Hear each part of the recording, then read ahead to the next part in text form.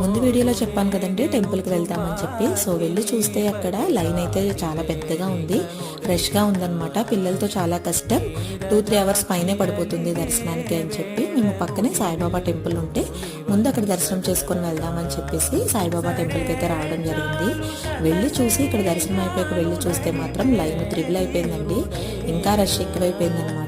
So ఇప్పుడు పని అయ్యేలా లేదు అని చెప్పి లోపలికి వెళ్ళిపోయాం, బయట నుంచి అన్న దర్శనం చేసుకుందామని చెప్పి.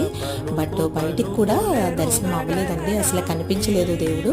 సో ఎలా అయితేనో ఈసారి దర్శనం అవ్వదు అనుకున్నాం, బట్ దేవుడు ఉన్నాడు. మమ్మల్ని పిల్లలతో చూసి ఇబ్బంది పడ్డం ఎందుకు లైన్లో అని ఒక ఆయన డైరెక్ట్గా లోపలికి శివాలయంలోకి అయితే తీసుకుని వెళ్ళారండి.